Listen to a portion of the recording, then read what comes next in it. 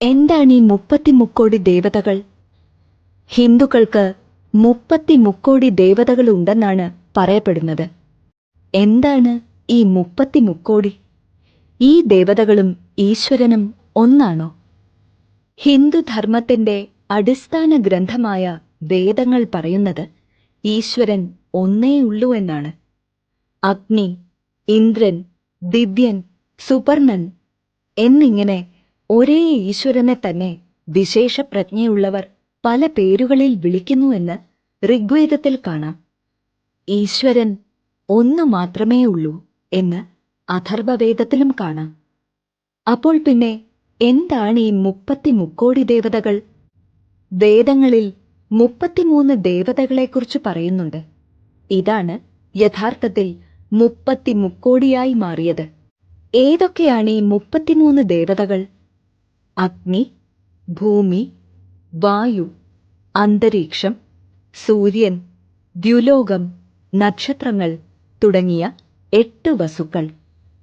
പ്രാണൻ, അപാനൻ, വ്യാനൻ, ഉദാനൻ, സമാനൻ, നാഗൻ, കൂർമൻ, കൃകലൻ, ധനഞ്ജയൻ, ദേവദത്തൻ എന്നീ പേരുകളിൽ അറിയപ്പെടുന്ന 10 പ്രാണനുകളും ഒരു ജീവാത്മാവും ചേർന്ന് 11 രുദ്രന്മാർ. ആദിത്യന്മാർ എന്ന പേരിൽ അറിയപ്പെടുന്ന വർഷത്തിലെ 12 മാസങ്ങൾ. 32ാമതായി ഇന്ദ്രൻ എന്നു പേരുള്ള മിന്നൽ. അവസാനമായി യജ്ഞവും. ഇവയാണ് 33 ദേവതകൾ. ഇവയിൽ ഒന്നുപോലും ഈശ്വരനല്ല എന്നത് വ്യക്തമാണല്ലോ. അപ്പോൾ പിന്നെ നാം ഇന്ന് കാണുന്ന വിഷ്ണു, ശിവൻ, ഗണപതി, സരസ്വതി, സുബ്രഹ്മണ്യൻ, ഭദ്രകാളി തുടങ്ങിയ ഹിന്ദു ദേവതകൾ എന്താണ് അർത്ഥമാക്കുന്നത് എന്ന് സംശയം തോന്നാം. ഈ ദേവതകളെക്കുറിച്ചെല്ലാം ആദ്യമായി പറയുന്നത് വേദങ്ങൾ തന്നെയാണ്. ഇതെല്ലാം ഒരേ ഈശ്വരന്റെ വ്യത്യസ്ത ഭാവങ്ങളാണെന്നാണ് വേദങ്ങളിൽ നിന്ന് മനസ്സിലാക്കാനാവുക. ഈശ്വരൻ എല്ലായിടത്തും വ്യാപിച്ചിരിക്കുന്നവനാണ്. അതുകൊണ്ട് ഈശ്വരനെ സർവവ്യാപകൻ എന്ന അർത്ഥത്തിൽ വിഷ്ണു എന്നു വേദം വിളിച്ചു. ഈശ്വരൻ മംഗളത്തെ നൽകുന്നവനാണ്. ആ അർത്ഥത്തിൽ ശിവൻ എന്നും വിളിച്ചു. പലതരം ഗണങ്ങൾ അഥവാ സംഘങ്ങൾ ലോകത്തുണ്ട്.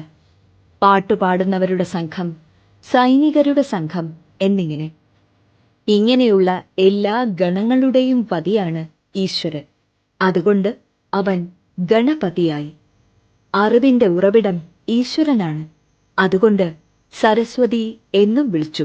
ചിന്തിക്കുന്നവർക്ക് വീണ്ടും സംശയം തോന്നാം. ഈശ്വരൻ സർവവ്യാപിയാണെങ്കിൽ എങ്ങനെ അവന് രൂപമുണ്ടാകും? ശരിയാണ്, ഈശ്വരന് രൂപമില്ല.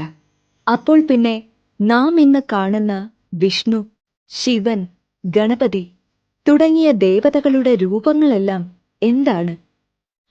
എന്തെല്ലാം രഹസ്യങ്ങളാണ് ഈ രൂപങ്ങൾക്ക് നമ്മോട് പറയാനുള്ളത്?